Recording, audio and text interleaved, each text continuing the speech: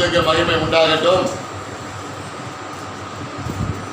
1ஆம் தேதியில ஏப்ரல் மாதம் 1ஆம் தேதியிலே நம் கர்த்தருடைய வார்த்தையை நாம் தியானிப்போம்.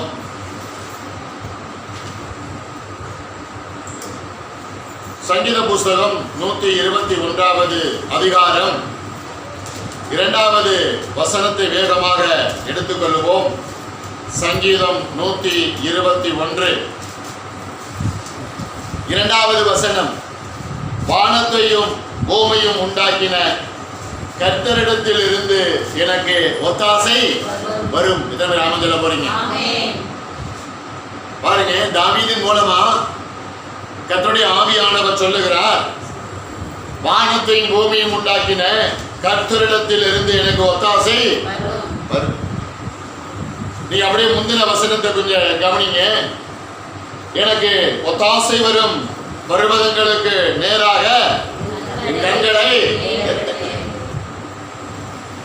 ஏன் 1வது வசனத்துல எனக்கு ஒத்தாசை வரும் பர்வதங்களுக்கு நேராக என் கண்களை ஏறெடுக்கிறேன் அப்படி சொல்லிட்டு 2வது வசனத்துல வானத்தையும் பூமியும் உண்டாக்கின கர்த்தரிடத்தில் எனக்கு ஒத்தாசை. முதல்ல பாருங்க, பர்வதங்களுக்கு நேராக கண்களை ஏறெடுக்கிறேன். ஆனா 2வது வசனத்துல சொல்றாரு, வானத்தையும் பூமியும் உண்டாக்கின கர்த்தரிடத்தில் இருந்து எனக்கு என்ன வரும்? வானத்தையும் பூமியும் உண்டாக்கின கர்த்தரிடத்தில் இருந்து.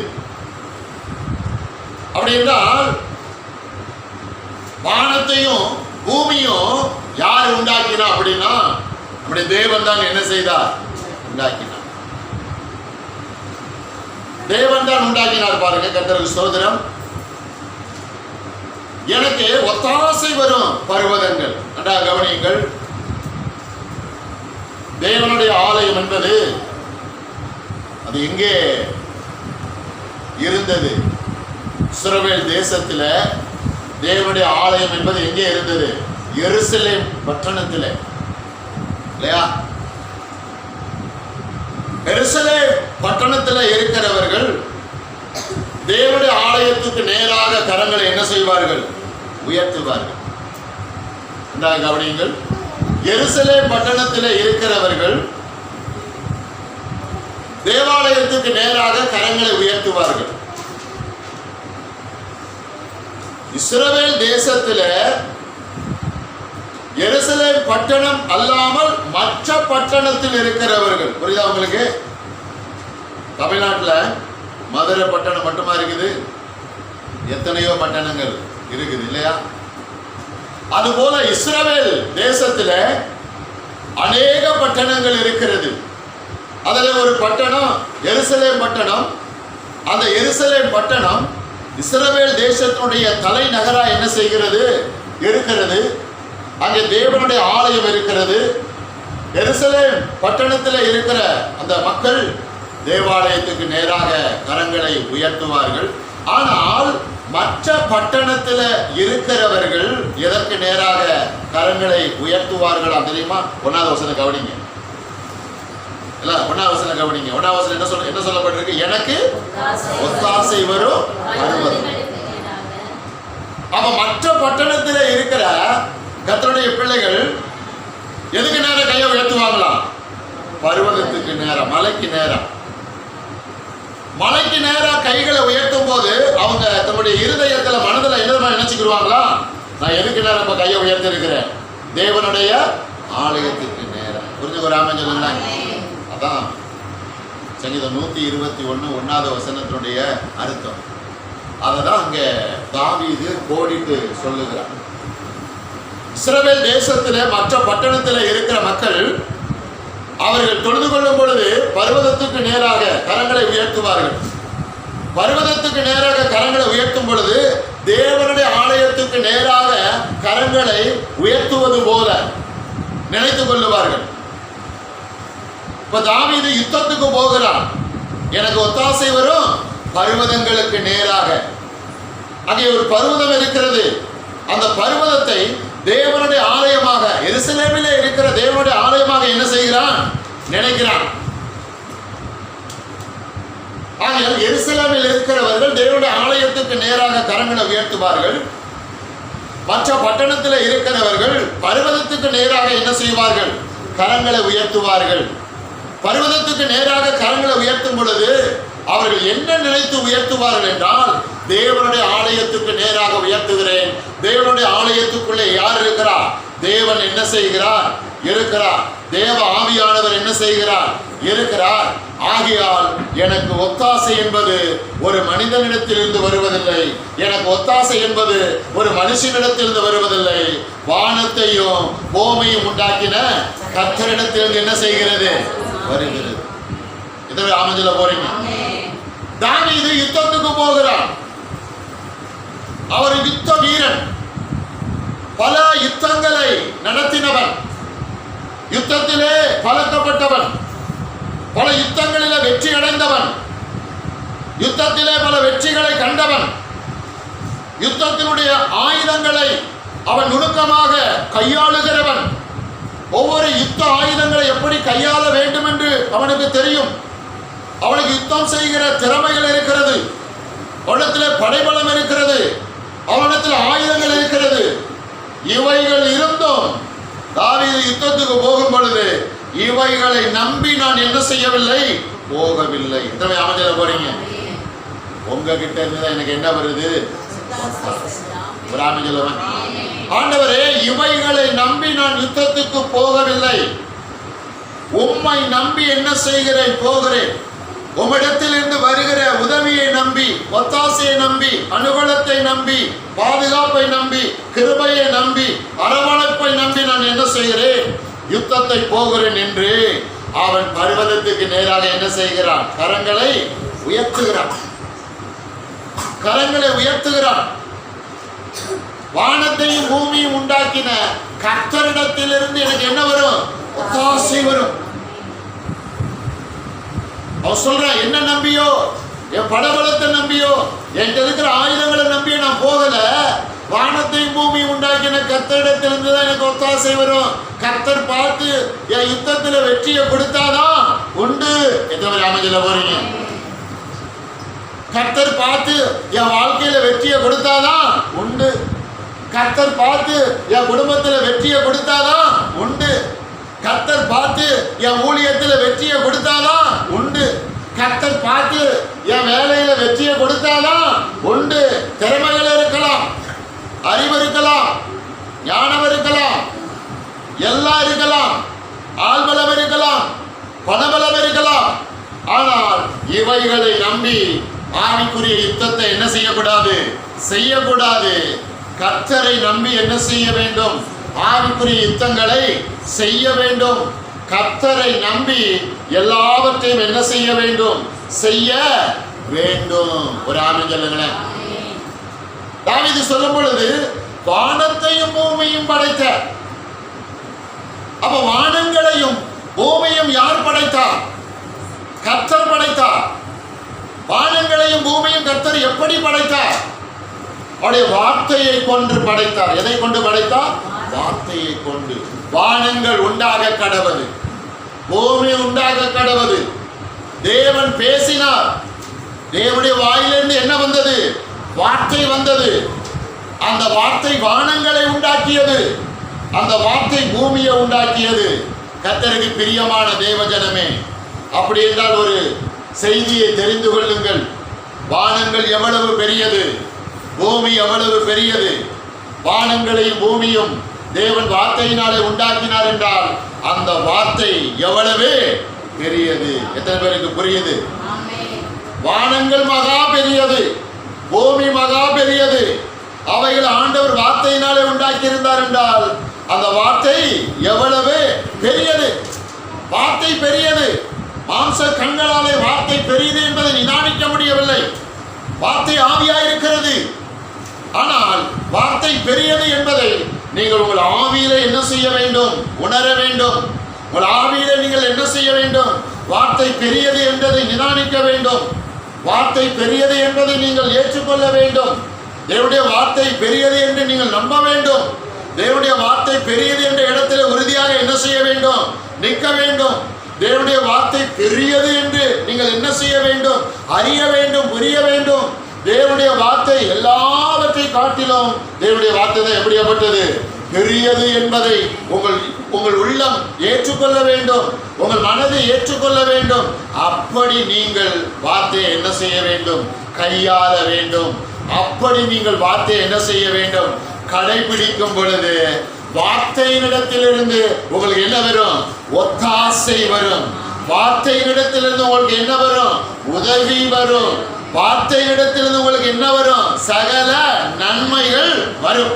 ஒரு ஆமென் சொல்ல மாட்டீங்களா? அதனால நீங்க உங்க கைய யாருக்கு நேரம் உயர்த்தணும்? தாவீது அவன் இருதயத்தை, அவன் மனதை யாருக்கு நேரம் உயர்த்துறான்? கர்த்தருக்கு நேரம். அவன் கரங்களை யாருக்கு நேரம் உயர்த்துறான்? கர்த்தருக்கு நேரம் உயர்த்துறான். தாவீது சாதாரண ஆளா? இல்ல, அவன் பெரிய ஆளு பாருங்க. அவன் பெரிய ஆளு பாருங்க. கர்த்தருக்கு சோதரம். அப்படி என்றால் ஒரு விஷயத்தை நன்றாக விளங்க வேண்டும். மாம்ச கண்களாலே அநேக காரியங்களை நீங்கள் பெரியதாக பார்த்து பழகியிருக்கலாம். பெரிய பெரிய நிர்வாகங்களை உங்களுடைய கண்களால் பார்த்து பெரிய நிர்வாகங்கள், அநேகரை நீங்கள் பார்த்து பெரிய ஆட்களாய் மாம்ச கண்களால் அவருடைய திறமைகளையும் அவருடைய ஆஸ்தி அந்தஸ்தையும் பார்த்து பெரியவர் என்று நீங்கள் பார்த்திருக்கலாம். உங்கள் மனதை நம்ப வைத்திருக்கலாம். அப்படி நீங்கள் தொடர்ந்து பார்த்து உங்கள் மனதை நீங்கள் நம்ப வைத்திருந்தால் தேவன் உங்களுக்கு எப்படி தெரியுமா? மிகவும் சிறியவராக. தேவனுடைய வார்த்தை உங்களுக்கு எப்படி தெரியும்? மிகவும் சிறியதாக. ஒரு ஆமென் சொல்லுங்களேன். நீங்கள் உலகத்துக்கு அடுத்தே இருக்கிறவர்களை நீங்கள் பார்ப்பதற்கு முன்பாக நீங்கள் யாரை பார்க்க வேண்டும் தெரியுமா? தேவனை பார்க்க வேண்டும். நீங்கள் உலகத்திலே இருக்கிறவைகளை பார்ப்பதற்கு முன்பாக நீங்கள் தேவனுடைய வார்த்தையை பார்க்க வேண்டும். ஒரு ஆமென் சொல்லுங்களேன். எந்த பிள்ளை தேவனுடைய வார்த்தையை பார்த்து தேவனுடைய வார்த்தை பெரியது என்று கண்டுபிடிக்கிறதோ, தேவனுடைய வார்த்தை பெரியது என்று அவன் விளங்கிக் கொள்கிறதோ, அந்த உண்மையை அறிந்து கொள்கிறதோ, அந்த பிள்ளைகள் உலகத்துக்கு நேராக கரங்களை உயர்த்த மாட்டார்கள். மனிதர்களுக்கு நேராக கரங்களை உயர்த்த மாட்டார்கள். வேற யாருக்கு முன்பாகவும் உதவிக்காக ஒத்தாசைக்காக கரங்களை உயர்த்த மாட்டார்கள். எப்பொழுதும் எதற்கு நேராக உயர்த்துவார்கள்? தேவனுக்கு நேராக. மனிதர்களுக்கு முன்பாக கரங்களை நீட்டுவதற்கு முன்பாக அவர்கள் யாருக்கு முன்பாக கரங்களை உயர்த்துவார்கள்? தேவனுக்கு முன்பாக என்ன செய்வார்கள்? கரங்களை உயர்த்துவார்கள். தாவீது தன்னிடத்தில் இருக்கிற படபலத்தை நம்பி என்ன செய்யவில்லை? போகவில்லை. உன்னிடத்தில் இருக்கிற ஆயுதங்களை நம்பி போகவில்லை. அதற்கு நேராக கரங்களை உயர்த்தவில்லை. திறமையான யுத்த வீரர்களுக்கு நேராக கரங்களை உயர்த்தவில்லை. இவைகளும் இருந்தும் அவன் எதற்கு நேராக உயர்த்துகிறான்? வானத்துக்கு நேராக. ஏன்? வானத்தில் யார் இருக்கிறார்? தேவன் இருக்கிறார். ஆமை வானத்தையும் பூமியை தேவன் எப்படி உண்டாக்கினார்? தன்னுடைய வார்த்தையினால உண்டாக்கினார் இல்லையா? நம்ம பாருங்க, டெய்லி பார்க்குறோம். மக்கள்லாம் காலையில பாருங்க பயபக்தியா பாருங்க கோயிலுக்கு போறாங்க, சர்ச்சுக்கு போறாங்க. போற ஒரு நபர் கூட கையில என்ன இல்லை? பைபிள் இல்ல. ஒரு நபர் கூட என்ன இல்லை? பைபிள் இல்ல. உங்க கையில என்ன இருக்குது? பரிசுத்த வேதாகமம். இந்த வேதாகமத்துக்குள்ளதான் என்ன இருக்குது? கர்த்தருடைய வார்த்தை. தேவன் வெளியே இல்லை. தேவன் உங்கள் கைகளில் இருக்கிற வேத புஸ்தகத்துக்குள்ளே வார்த்தையாக இருக்கிறார். தாவீது அதை கண்டுபிடித்து விட்டார். தேவன் வார்த்தையா இருக்கிறார். தேவனிடத்திலிருந்து என்ன வருகிறது? உதவி வருகிறது, ஒத்தாசை வருகிறது. கர்த்தருக்கு பிரியமான தேவஜனமே, ஆண்டவர் கிருபையாக உங்களுக்கு இன்னொரு மாதத்தை என்ன செய்திருக்கிறார்? கொடுத்திருக்கிறார். ஏப்ரல் மாதத்தை கொடுத்திருக்கிறார். இந்த மாதம் முழுவதும் உங்களுக்கு ஒத்தாசை எங்கிருந்து வரப்போகிறது? கர்த்தரிடத்திலிருந்து என்ன செய்ய போகிறது? வரப்போகிறது. கர்த்தருடைய வார்த்தையிடத்திலிருந்து உங்களுக்கு ஒத்தாசை என்ன செய்ய போகிறது? நீங்கள் கர்த்தரிடத்திலிருந்து எனக்கு உதவி வருகிறது, கர்த்தரிடத்திலிருந்து ஒத்தாசை வருகிறது, கர்த்தருடைய வார்த்தையிலிருந்து ஒத்தாசை வருகிறது என்று உங்கள் மனதை நம்ப வைக்கும் பொழுது ஆண்டவர்களுக்கு உதவி செய்கிற மனிதர்களை என்ன செய்வார்? அனுப்புவார். உங்களுக்கு நன்மை செய்கிற நபர்களை என்ன செய்வார்? அனுப்புவார். உங்களுக்கு கொடுத்து உதவுகிற நபர்களை என்ன செய்வார்? அனுப்புவார். ஒரு ஆமென் சொல்லுவோமா? உங்கள் காரியங்களை செய்து முடித்து கொடுக்கிற நபர்களை என்ன செய்வார்? அனுப்புவார். எத்தனை பேர் ஒரு ஆமென் சொல்ல போறீங்க? அப்படி என்றால் எப்பொழுதும் உங்களுடைய இருதயம், உங்களுடைய மனது யாரை நோக்கி பார்க்க வேண்டும்? கர்த்தரை நோக்கி பார்க்க வேண்டும். உங்கள் இருதயம், உங்கள் மனது எப்பொழுதும் எதை நோக்கி பார்க்க வேண்டும்? கர்த்தருடைய வார்த்தையை நோக்கி என்ன செய்ய வேண்டும்? பார்க்க வேண்டும், பார்க்க வேண்டும். ஆதியாகமம் புஸ்தகம் 14வது அதிகாரம் 23வது வசனம். சீக்கிரமா நான் முடிச்சிருவேன், வேகமா எடுக்க வாசிங்க. ஆதியாகமம் 14வது அதிகாரம் 23வது வசனத்தை எடுத்துக்கொள்ளுவோமா? வானத்தையும் பூமியையும் உடையவராகிய உன்னதமான தேவனாகிய கர்த்தருக்கு நேராக என் கையை உயர்த்துகிறேன். எல்லாரும் எடுத்துக்கொண்டீங்களா? ஆதியாகமம் புஸ்தகம் 14வது அதிகாரம் 23வது வசனம். வானத்தையும் பூமியும் உடையவராகிய. சங்கீதம் 121:2 தாவீது என்ன சொல்லுகிறான்? வானத்தையும் பூமியும் உண்டாக்கின. இங்க பாருங்க, ஆபிரகாம் என்ன சொல்லுகிறான் என்றால் வானத்தையும் பூமியும் உடையவராகிய. அப்ப வானங்களும் பூமியும் யாருடையது? சொல்லுங்க, யாருடையது? சொல்லுவாங்க பாத்தீங்க, உலக மகள் என்ன தேவி? சொல்லுங்க, என்ன தேவி? பூமா. சும்மா அடிச்சு விடுறது பாருங்க, சும்மா அடிச்சு விடுறது. பிசாசு அடிச்சு விடுறதுல யாரு தெரியுமா? கை தேர்ந்தவன் போல. ஆனா வானத்தையும் பூமியும் உடையவர் யாரு? நம்முடைய கர்த்தர். வானத்தையும் பூமியும் உடையவர் கர்த்தர். கவனிங்க, வானத்தையும் பூமியும் உடையவர் யாரு? கர்த்தர். வானமும் கர்த்தருக்கு சொந்தம், பூமியும் யாருக்கு சொந்தம்? கர்த்தருக்கு சொந்தம். ஆனா பூமியை யாருக்கு கொடுத்துட்டாரு? எனக்கு கொடுத்தேன்னு சொல்லவே இல்லை. நீங்க எங்க கவனிக்கிறீங்க? உங்க ஃபெய்த் எங்க? வானம் கர்த்தருக்கு சொந்தம், பூமியும் கர்த்தருக்கு சொந்தம். ஆனா பூமியை யாருக்கு கொடுத்துட்டாரு? எனக்கு சத்தமாக கையை வைத்து ஒரு ஆமென் சொல்லுவாங்க. பூமியை யாருக்கு கொடுத்தா? மனுபுத்திரன். பூமி யாருக்கு கொடுத்தா? ஆமா, இந்த பூமியில உங்களுக்கு எல்லாம் வாய்க்கும். விரும்புறவங்க கை வைத்து ஆமென் சொல்லுங்க. இந்த பூமியில எல்லாம் உங்களுக்கு வாய்க்கும். ஆமென் சொல்லுங்களேன். தேவன் உங்களை இந்த பூமியில வைத்திருக்கிறார். இந்த பூமியில நீங்கள் வாழ்வதற்கு முதலாவது என்ன செய்ய வேண்டும்? விரும்ப வேண்டும். இந்த பூமியில வாழ விரும்புறவங்க கை வைத்து ஆமென் சொல்லுங்க. பூமியும் அது நிறைவு யாருடையது? கர்த்தருடையது. அப்படின்னா இந்த பூமி உங்களுக்கு சொந்தங்க. பூமி முதலாவது ஆண்டவருக்கு தான் சொந்தம். நீங்களும் நானும் அவருடைய சாயல உண்டாக்கப்பட்டு இருக்கிறதுனால, அவருடைய சாயல படைக்கப்பட்டு இருக்கிறதுனால இந்த பூமியை உங்களுக்கு எனக்கும் ஆண்டவர் எப்படி கொடுத்தாரா? கிஃப்டா என்ன பண்ணிட்டாரு? கொடுத்துட்டாரு. எத்தனை பேர் பூமியை பெற்றுக்கொண்டீங்க? எத்தனை பேர் பூமியை பெற்றுக்கொண்டீங்க? என் கூட சேர்ந்து சொல்லுங்க, வானமும் பூமியும் ஆண்டவருக்கு சொந்தம். ஆனாலும் அவருடைய சாயல்ல நான் உண்டாக்கப்பட்டு இருக்கிறதுனால இந்த பூமியை எனக்கு, இந்த பூமியை எனக்கு சொந்தமாக கொடுத்து விட்டார். இந்த பூமியில எனக்கு எல்லாம் ஆகும், நடக்கும், முடியும். ஆமென்.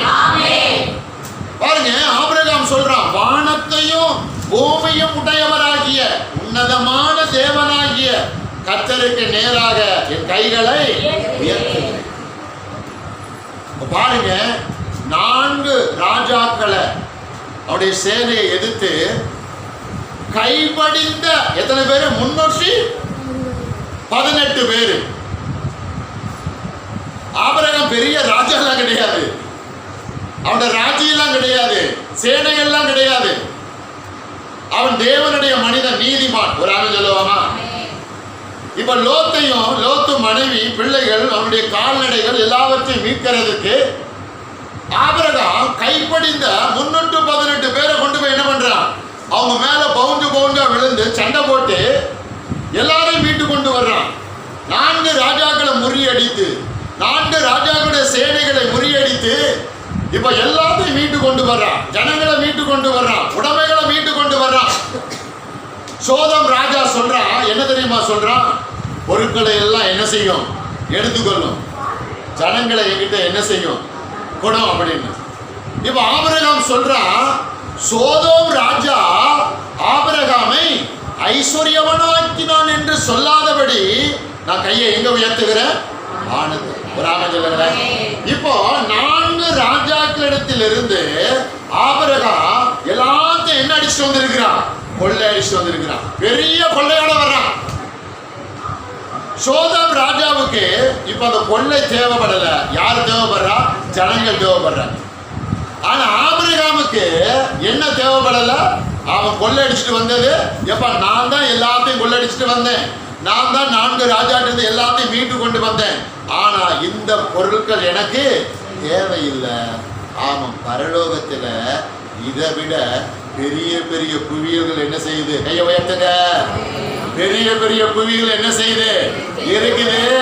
அந்த பெரிய பெரிய குவியல்களை எனக்கு கொடுக்கிற தேவனுக்கு நேராக என் கைகளை என்ன செய்கிறேன்?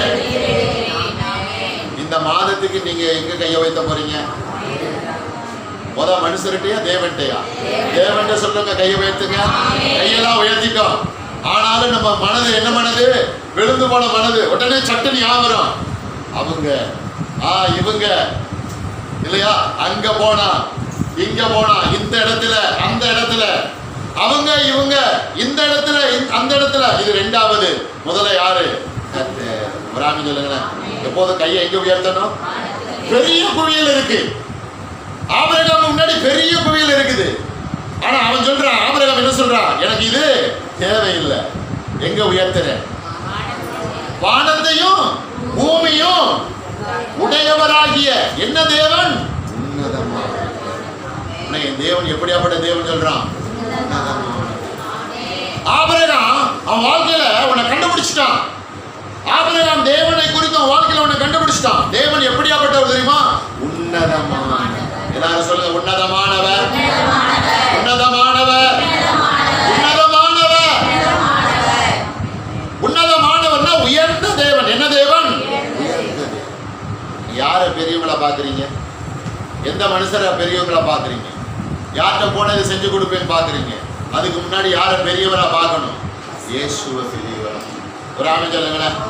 எப்போதும் கண்களை ஏறிடுங்க கர்த்தருக்கு நேரா, வார்த்தைக்கு நேரா. அதுக்கப்புறம் அவர் கர்த்தர் சொல்ற நபர்களுக்கு நேரா. ஒரு ஆமென் சொல்லுவோமா? அப்படி பார்க்கணும். கர்த்தரை பார்த்துட்டோம், அப்புறம் யாரை பார்க்கணும்? மற்றவங்களை. நம்ம எப்படி பார்த்து பழகிட்டோம்? ஹலோ, எப்படி பார்த்து பழகிட்டோம்? இனி எப்படி எப்படி பழக போறோம்? எங்க பார்க்க போறோம்? கர்த்தரை பார்க்க போறோம். அதுக்கப்புறம் அவர் சொல்ற நபர்களை பார்க்க போகிறோம். எல்லாம் சரியா நடக்கும். ஒரு ஆமென் சொல்லுங்க. சொல்லுங்க, இந்த மாசத்துல எனக்கு எல்லாம் சரியா நடக்கும்.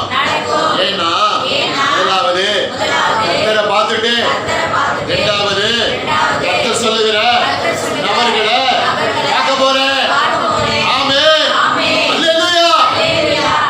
அதனாலதான் ஆபிரகாமை குறிச்சு வேதத்துல வாசிக்கிறோம். ஆபிரகாம் யாரான? செல்வ சீமான். இல்ல, யாரு? செல்வ சீமான். நம்ம எல்லாரும் யாரு? செல்வ. ஆமா, ஆண்கள்லாம் யாரு? செல்வ சீமான். பெண்கள்லாம் யாரு? செல்வ. ஆமா, நீங்களே சொல்லிக்கோங்க. நான் ஒரு செல்வ சீமாட்டி, நான் ஒரு செல்வ சீமான். புரியுதுங்களா? அது இல்ல, இது இல்ல, அது இல்ல, இது இல்ல. ஸ்டாப். வாய் என்ன செய்யணும்? ஆமா, வாயை மூடணும். இல்லைன்னு சொல்லக்கூடாது, நடக்கலன்னு சொல்லக்கூடாது, முடியலன்னு சொல்லக்கூடாது, வராதுன்னு சொல்லக்கூடாது, ஆகாதுன்னு சொல்லக்கூடாது. எல்லாவற்றையும் நடத்துகிறவர் இருக்கிறார், எல்லாவற்றையும் முடிக்கிறவர் இருக்கிறார், எல்லாவற்றையும் கொடுக்கிறவர் இருக்கிறார். ஆமென் சொல்லுங்களேன். வேகமா ஒரு வசனத்தை நம்ம முடிக்கலாம். மல்கியா புஸ்தகம் 3வது அதிகாரம் 10வது வசனத்தை எடுத்துக்கொள்வோமா? மல்கியா புஸ்தகம் 3வது அதிகாரம் 10வது வசனம்.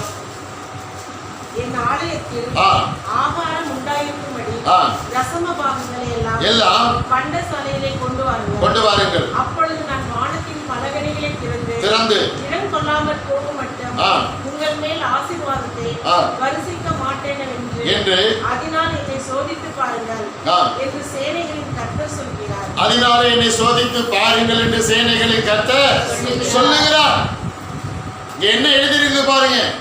மல்கியா 3:10 அந்த வசனத்துடைய மைய பகுதியை பாருங்க. அப்பொழுது நான் எதை திறப்பேன்? எதை திறப்பேன்? வானத்தை திறப்பேன். அப்படி என்றால் உங்களுக்காக எனக்காக கர்த்தர் எதை திறக்கிறவர்? வானத்தை திறந்து, அதுக்காக வானத்தை திறந்து மேல இருந்து உங்களுக்கு தேவையான பத்திரம், அப்புறம் என்னது பட்டா, அப்புறம் என்னது கோல்டு பிஸ்கட்டு, அப்புறம் 500 ரூபாய் தாளு, அப்படி நினைச்சிடாதீங்க. ஐயோ கர்த்தர் சொல்லியிருக்க வானத்தை என்ன பண்ணுவேன்? திறப்பேன். அதுக்காக வானத்தை திறந்து மேல ஆண்டவர் கேஸ்லாம் என்ன செய்ய மாட்டாரு. எரிபொருள் இப்ப எல்லாம் எதை குறிச்சு பேசிட்டு இருக்காங்க? எரிபொருள் எரிபொருள் எரிபொருள். பெட்ரோல் விலை கூடிடுச்சு, டீசல் விலை கூடிடுச்சு. பெட்ரோல் விலை கூடட்டும், டீசல் விலை கூடட்டும், கர்த்தர் நேற்றும் இன்றும் என்றும் மாறாதவர். ஆமா சொல்லுங்களேன். பஞ்ச காலத்துல ஆமா ஈசாக்கு எத்தனை மடங்கு? 100 மடங்கு. ஒரு ஆமா சொல்லுவோம். என்ன கூடுனா நமக்கு என்னங்க? நம்ம என்ன இந்த கவர்மெண்ட்டை நம்பியா இருக்கிறோம்? நம்ம என்ன கவர்மெண்ட்டை நம்பி இருக்கிறோம்? பரலோக கவர்மெண்ட். ஆனா சொல்லுவோமா? என்ன கையை எங்க உயர்த்துறோம்? எத்தனை பேர் விசுவாசிக்கிறீங்க? எனக்கு வானங்கள் என்ன செய்யப்படுகிறது? திறக்கப்படுகிறது. எப்போதும் ஒரு அறிவு இருக்கணும். ஆண்டவருடைய பிள்ளைகள் ஒரு அறிவு, ஒரு வெளிச்சம் இருக்கணும். கர்த்தர் எனக்காக எதை திறக்கிறார்? வானத்தை திறக்கிறார். நான் உலகத்தான் அல்ல, நான் உலகத்தான் அல்ல, நான் யாரு? கர்த்தருடைய பிள்ளை. கர்த்தர் எனக்காக எதை திறக்கிறார்? ஆமா, வானங்களை திறக்கிறார். வானங்களை திறந்து என்ன செய்கிறார்? ஆசீர்வதிக்கிறார். ஒரு ஆமா சொல்லுவோமா? விசுவாசமா வாய் திறந்து என்ன செய்யணும்? பேசணும். கர்த்தர் எனக்காக எதை திறக்கிறார்? வானங்களை திறக்கிறார். எனக்காக வானங்கள் என்ன செய்யப்படுகிறது? திறக்கப்படுகிறது. வானங்கள் இருந்து ஆசீர்வாதத்தை அனுப்புகிறார். வானங்கள் இருந்து நன்மைகளை அனுப்புகிறார். வானங்கள் இருந்து எனக்கு என்ன செய்கிறார்? ஈவுகளை அனுப்புகிறார், ரட்சிப்பை அனுப்புகிறார். ஆமா சொல்லுவோமா? அதனால சொல்லணும், வானம் எனக்கு கடினமா இல்ல, வானம் எனக்கு எப்படி இருக்குது? லகுவாக இருக்குது. சொல்லுங்க, உங்க பக்கத்துல கையை பிடிச்சு சொல்லுங்க. சொல்லுங்க, உங்களுக்கு வானம் ரொம்ப ரொம்ப நைஸா இருக்குது. வானம் உங்களுக்கு ரொம்ப ரொம்ப ஈஸியா இருக்குது. உங்களுக்காக வானம் ஒவ்வொரு நாளும் திறக்கப்படுது. ஆமா, அல்லேலூயா. அதனால இப்படி நீங்க ஜெபம் பண்ணும் பொழுது வார்த்தைகளை என்ன செய்யணும்? நீங்க பயன்படுத்தணும். ஜெபத்துல போய் உங்க பிரச்சனைகளை சொல்லாதீங்க. ஜெபத்துல போய் உங்க தேவைகளை சொல்லாதீங்க. ஜெபத்துல போய் உங்க பிரச்சனைகளை சொல்லாதீங்க. சில பேர் இதெல்லாம் சொன்னா ஆண்டவர் இறக்கப்பட்டு ஏதாவது என்ன செய்வார் நினைச்சிட்டு இருக்கிறாங்க. நல்லா கவனிங்க. இப்படி எல்லாம் ஜெபம் பண்ணீங்கன்னா ஜெபத்துக்கு என்ன வராது? பதில் வராது. தேவன் இரக்கமுள்ளவர் தான். ஆனால் அவர் எப்படி செயல்படுகிறார்? வார்த்தை என்ற பிரமாணத்தின்படி என்ன செய்கிறார்? செயல்படுகிறார். நீங்க ஜெபத்துக்கு போகும்போது ஆண்டவர்கிட்ட எதை நினைப்பு ஊட்ட வேண்டும்? கர்த்தருடைய வார்த்தையை. ஒரு ஆமென் சொல்லுவோமா? என்ன தேவைக்காக என்ன வசனத்தை கொண்டு போகணும், என்ன காரியத்திற்காக என்ன வசனத்தை கொண்டு போகணும் உங்களுக்கு தெரிந்திருக்க வேண்டும். அப்படி நீங்கள் வார்த்தையை ஜெபத்தில் நீங்கள் விசுவாசத்தோடு நீங்கள் பயன்படுத்தும் பொழுது, விசுவாசத்தோடு பயன்படுத்தும் பொழுது வானங்கள் உங்களுக்கு என்ன செய்யப்படும்? திறக்கப்படும். ஆமென் அல்லேலூயா. ஒரு வெளிச்சம் இருக்கும். வானத்தையும் பூமியும் உடையவர் எங்க இருக்கிறாரு? எனக்குள்ள இருக்கிறார். எத்தனை ஆமென் சொல்ல போறீங்க? வானத்தையும் பூமியும் படைத்தவர் யாருக்குள்ள இருக்கிறாரு? எனக்குள்ள இருக்கிறார். ஆமென் சொல்லுங்க. அவன் கையை வைத்து சொல்லுவோம், வானத்தையும் பூமியும் படைத்தவரே எனக்குள்ள இருக்கிறார். ஒத்தாசை அவரிடத்திலிருந்து எனக்கு வருகிறது, எங்களுக்கு வருகிறது, எங்கள் குடும்பத்தாருக்கு வருகிறது, எங்கள் பிள்ளைகளுக்கு வருகிறது, எங்கள் ஊழியத்திலே வருகிறது, எங்கள் வேலையிலே, வியாபாரத்திலே, தொழிலிலே